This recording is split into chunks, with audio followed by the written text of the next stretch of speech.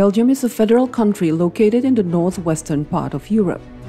It is one of the smallest and most densely populated country in Europe. Bordering with France, Luxembourg, the Netherlands and Germany, Belgium is known for its cultural richness that has been in existence since the 16th century. Belgium is a constitutional monarchy. Under the provision of the Belgian Constitution, the national executive power is held by the King and the Council of Ministers, while the legislative power is shared by the King and the bicameral parliament, which consists of the House of Representatives and the Senate and Community and Regional Council. King Philippe, born on April 15, 1960, has been the King of Belgium since July 21, 2013, when his father, King Albert II, stepped down for health reasons.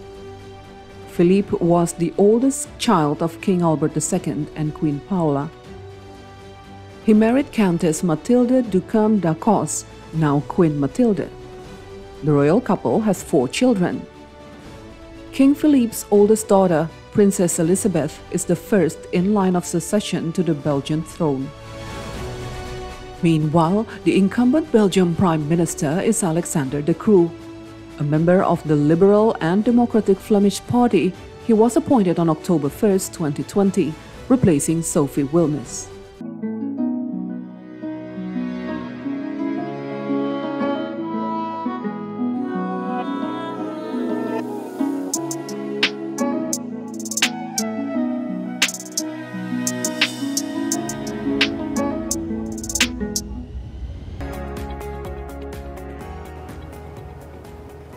This is the picture of King Philip and Queen Mathilda, the Royal Highnesses, the King and Queen of Belgium. Not many people here in Indonesia know about Belgium, not as much as the other bigger European countries. But actually, Indonesia and Belgium have enjoyed a close relationship for almost 75 years. And there's a lot of Belgian influences that we enjoy here in Indonesia. To learn more, please join my conversation with my very special guest for today, His Excellency Mr. Frank Felix, the Ambassador of Belgium to Indonesia. Hi everyone, I'm Siska Becker. Welcome to Ambassador Corner.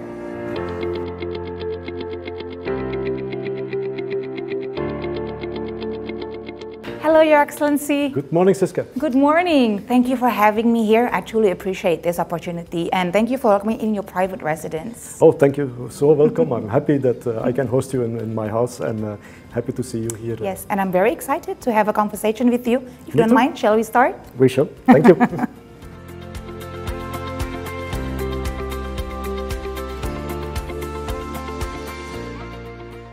For this episode of Ambassador Corner, I'm very fortunate to have a very special guest who's right here with me, His Excellency Mr. Frank Felix, the Ambassador of Belgium to Indonesia. Once again, Your Excellency, thank you so much for having me here. This is such a beautiful residence. You were telling me that this is quite historical building, actually. 100 years old, exactly. Did you say? Exactly. This house is this year exactly 100 Wow. years old, so that calls for a special celebration indeed. So thank you for having me. Now, I would love to start our discussion today by first highlighting the bilateral relationship between Belgium and Indonesia. Now, both of our countries have enjoyed 75 years of diplomatic relationship. Almost, yes. Right? Now, would you please elaborate on how's the relationship right now, actually, between Belgium and Indonesia? Well, our relationship is actually quite strong for the moment. We had just recently, in the month of December, when President Jokowi visited Belgium. Yeah. So this is only a few months ago, and he met our king. And this was not the first time. They met several times before. And that, of course, makes the bond even stronger. Okay. On top, and there we are a bit lucky to have also the European Union as its headquarters in Belgium. So we do get a lot of Indonesian visitors to Belgium, which helps also the bilateral agenda. So indeed, our relations have ever been stronger, and next year in 24 we will indeed celebrate 75 years of diplomatic relations, but more than diplomatic relations, relations in general. Okay. Both populations are ever more visiting each other. Business is booming in both directions, and so quite a lot is going on. So I'm quite happy to see that relations are getting stronger by the day. Okay. Now, before we talk more about the relationship, the condition that can be improved, and so much more, maybe you can tell us also about how the Indonesian and Belgium relationship will affect how Indonesia is now the chair of ASEAN. Would that have an impact on our relationship? Absolutely. First of all, we're very happy that Indonesia takes the chair of ASEAN. Belgium has always been a country that puts a lot of effort in multilateralism. We were one of the founding members of the European Union, and we are a member of quite a number of international organizations. So seeing now how Indonesia is also working hard on regional integration, which we think really is the future for better cooperation between countries, we can only applaud that. So we do support Indonesia in its endeavors by having the chairmanship of ASEAN this year. And we can say we are quite impressed by the way Indonesia is doing it. Okay. It's tackling not only the economical agenda, but also the political agenda, the regional agenda, which is not always easy. ASEAN has not yet the same level of integration than the European Union, but its vision on the long term is quite amazing. And it's very nice to see how all Indonesian politicians, from the president over the Minister of Foreign Affairs and all other ministries, are working so hard to get this regional integration stronger and better. So we support that a lot, and we hope that this will help us to increase even these relations that we have and help Indonesia in any way with our own experience that we have had over the last decennia. Okay, that's very nice to hear. Now, you said business is booming. Can you elaborate? How's actually the economic trading relationship between Belgium and Indonesia right now? Well, quite strong. Belgium is not, by far, not the biggest country in the European Union, but of the 27 member states, we are the 5th business partner of Indonesia. Oh, okay. So we have quite a lot of Belgian companies investing in Indonesia or trading with Indonesia, and they are active in quite a number of fields. And fields, the modern fields as we call them, renewable energy, which is very important. All right.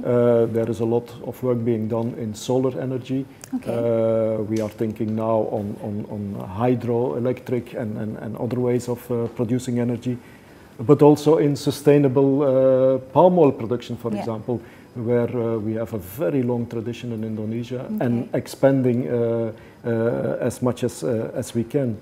But also the hospitality sector. Belgium is a country that loves food. So we have quite a number of Belgians active, mainly in Bali, but also on other islands, where they are active in the hotel sector, the restaurant sector, or hospitality in general. And then, as I mentioned, food. We import a lot of food, but we help also Indonesia in developing their own agricultural sector. Quite a lot of Indonesian students are studying in Belgium. And over the years we have had more than 3,000 students that came. And a lot of them are having actually quite important jobs in Indonesia now. There are high officials, but also business people who have their own big businesses. And a lot of them are active in the agricultural sector. A latest program that we have seen, and this is quite interesting, is crossbreeding of Belgian cows with Indonesian cows to increase the meat production in Indonesia, so that Indonesia in the future won't have to import meat, especially beef, from third countries, and can produce its own beef here. So these are all quite technically advanced solutions that are being found. But thanks to this strong tie between the ex-students in Belgium and the Belgian businessmen, we see that increasing a lot over the last few years. So a lot of potential, a lot of opportunities. Hopefully in the next few years we can hear more about cooperation between Belgium and Indonesia.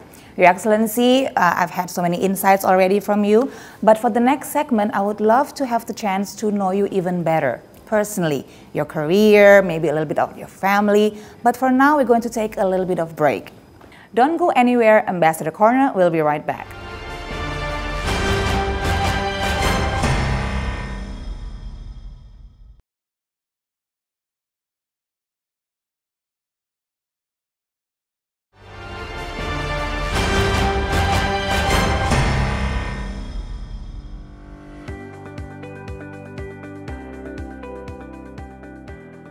Welcome back to Ambassador Corner. I'm Siska Becker. Right now I'm at the private residence of the Ambassador of Belgium to Indonesia, His Excellency Mr. Frank Felix.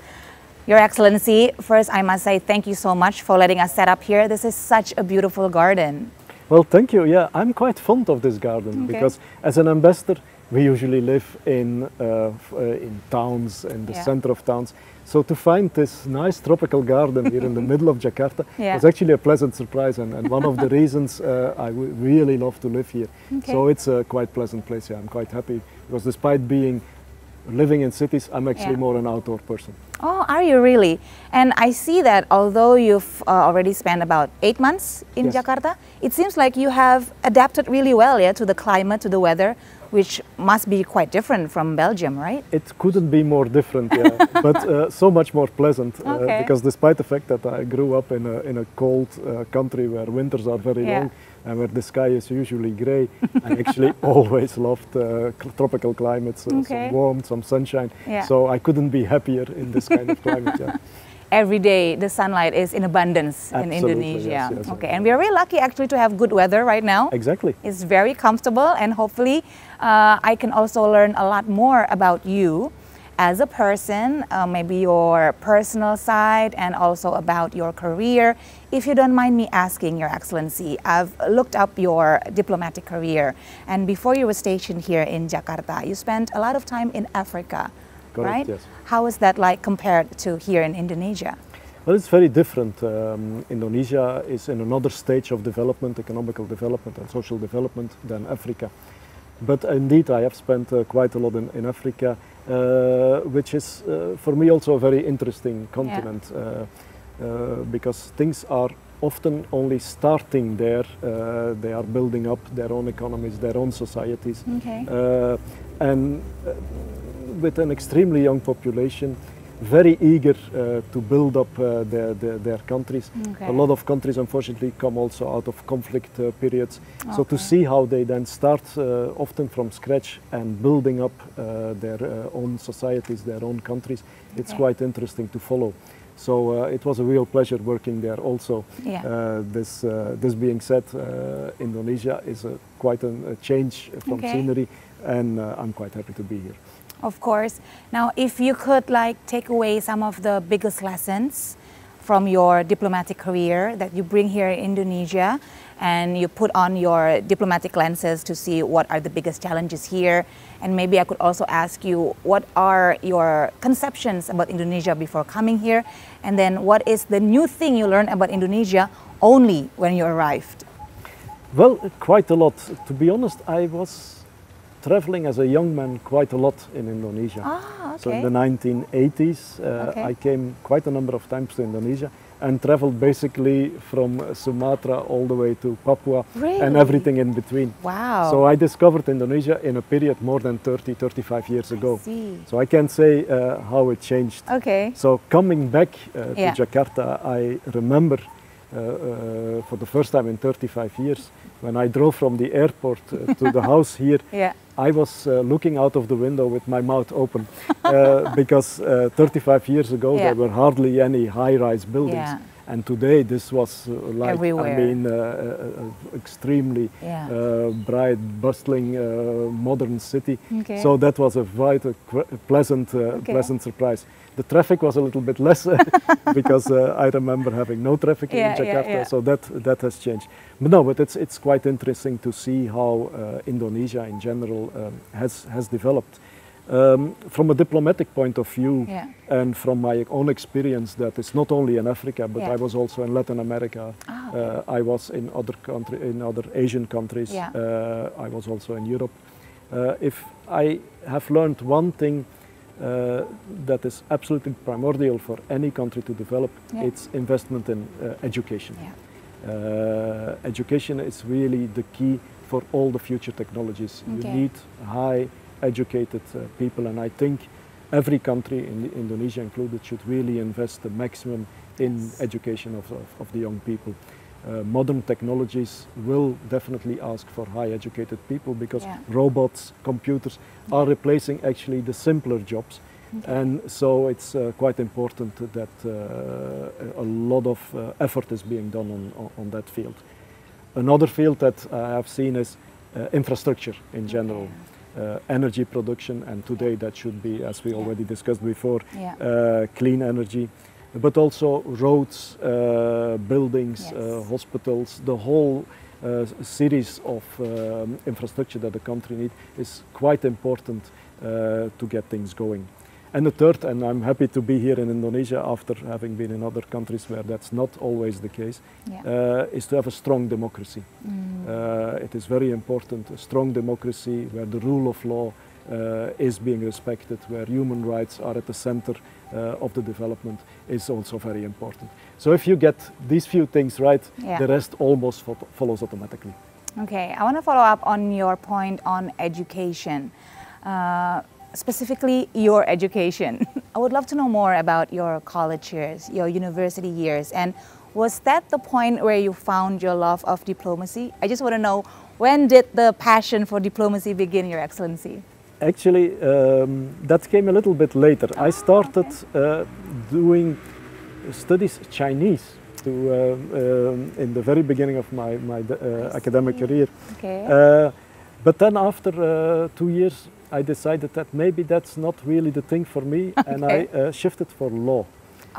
Because I've been always passionate by law and the rule of law in general. So that studies I did in Belgium. And during my law studies, I started traveling a lot. And I have to admit, my passion for diplomacy came actually a bit from Indonesia. When you visited Indonesia all those years ago? When I visited Indonesia, but especially when I was in Belgium, when I got back, and I wanted to know more about Indonesia, so I visited your embassy in Brussels, where I was very friendly received by the then ambassador, and who actually, by seeing him and seeing what he was doing, I got quite interested in diplomacy. So then I started to learn more about it, because my background is not, or my family background or my friends, I'm actually the first one who chose this type of career. So it was quite happy to find this passion, this little seed that was planted by the Indonesian diplomats in Brussels, and that grew and grew and actually pushed me towards this career. Wow, interesting. So it was actually a bit of a pivot in your life when you became a diplomat, and now you're well adjusted, you seem very comfortable in adapting in different cultures, in different places, with different climates, different people. But how about your family, Your Excellency? It must be quite hard, right? Well, rooting up your family from one place to another? Yes and no. Okay. Because I actually met my wife in Pakistan, where I was posted. And she also, my wife, used to be a Turkish diplomat. I see. So we met in Pakistan, and we both already chose this job. So for both of us, this was our natural life, the life we chose. So my wife, because we wanted to stay together, quit her job. We got 2 children, and our children were actually born abroad. My oldest daughter was born in Pakistan. And my youngest daughter was born in Rio de Janeiro in Brazil. Nice. So my children have known nothing else but the expat life. So it was not really a challenge for them, it was normal life. But I have to admit, for children, unlike us, it's sometimes more difficult to change, because each time changing school, changing new friends. For children it's not always so easy to meet each time new people, to start from nothing and really a new school, a new environment. But they adapted quite well. And now they're quite happy that they are multilingual, that they feel comfortable in any country. They feel actually much more citizens of the world than belonging to a specific nationality. They have both Turkish and Belgian nationality, but I can say they would, when they are here, they feel as much Indonesian as they would feel their own nationalities. Okay, happy to know that your family enjoy all the different adventures they've had, you know, being a diplomat family. Although you didn't come from a diplomat family, you now have a genuine diplomat family on your own, right? Exactly, absolutely. Now, we're going to talk more about your country. I've learned so much about you. I would love to know more about Belgium, about the tradition, about the culture, and also maybe a little bit of your favorite pastime that is also a favorite pastime of Belgians. But first, let's take a little break so we can enjoy this beautiful garden of yours more. Thank you. Don't go anywhere. We'll be right back to talk more about Belgium and, of course, about my guest, His Excellency Mr. Frank Philips, the Ambassador of Belgium to Indonesia. We'll be right back.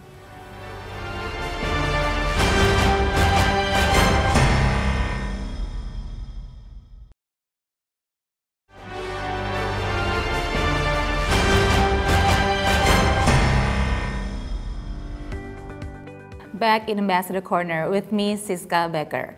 When you hear about Belgium, you immediately think maybe about Belgian chocolate or Belgian waffle.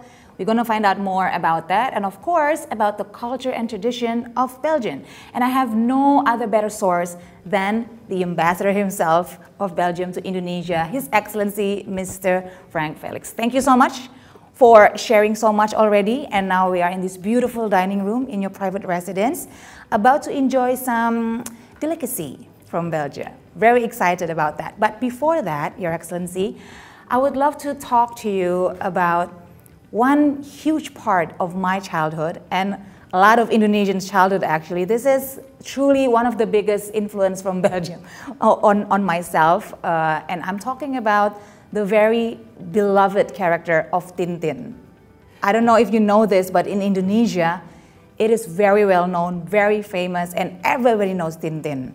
Exactly, and that was a surprise to me too, because it is also part of my youth. I remember as a young kid lying in my bed, and I had all the albums and reading at night, hoping that my parents wouldn't see it because it was way too late, and dreaming of all the places where Tintin went to. Oh my God. So in my diplomatic career, I've seen in many countries that Tintin is quite popular, including in Indonesia.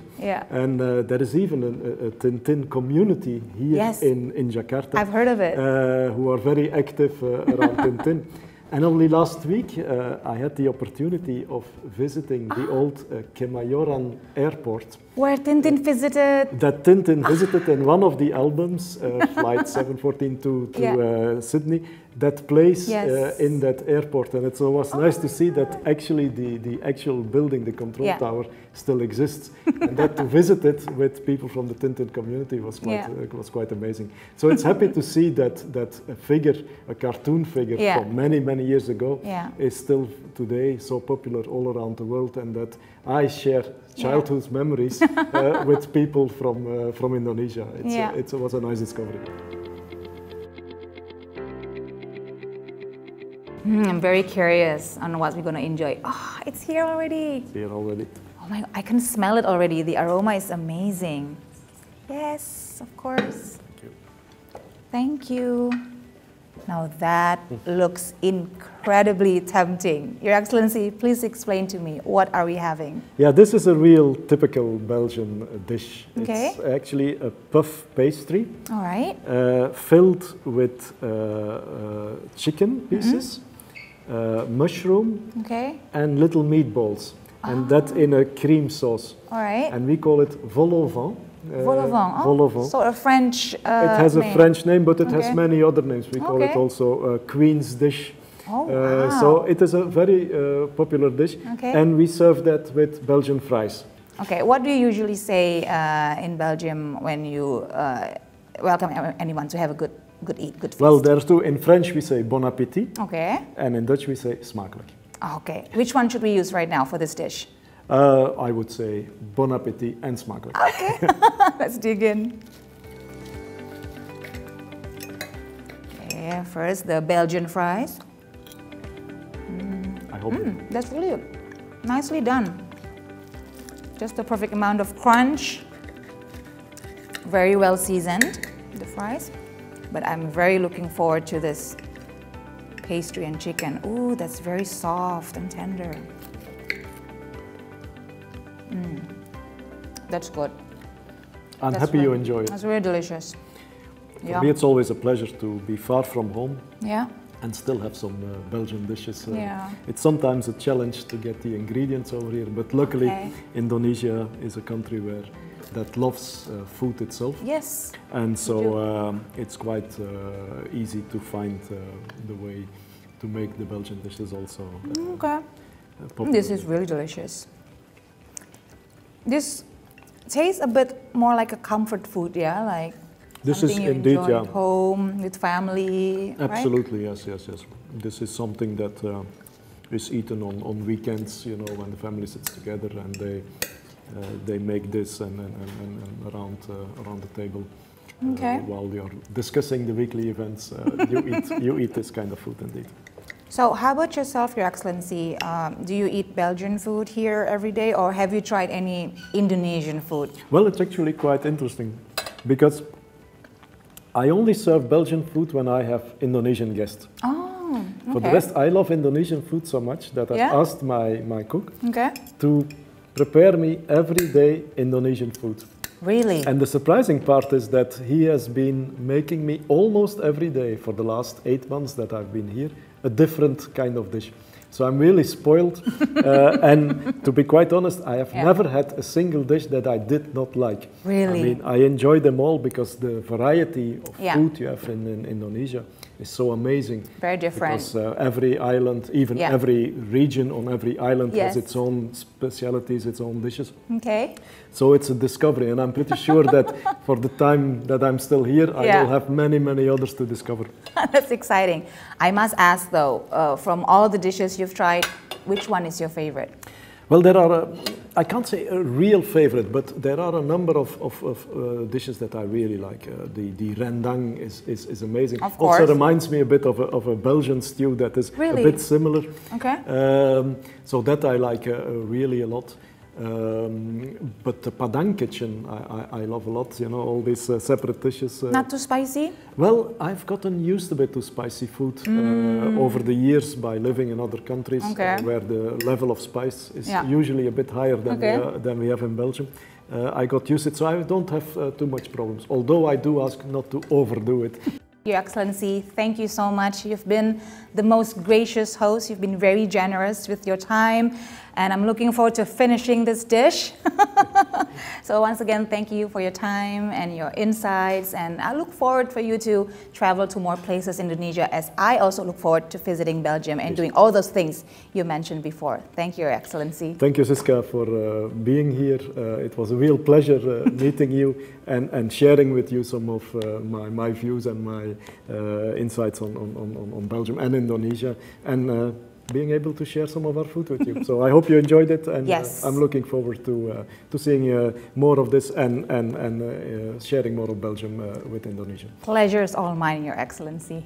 And thank you for watching as well. Now I'm going to finish this dish with His Excellency. Thank you for watching. I'll see you next time on the upcoming episode of Ambassador Corner. Until then, take care and goodbye.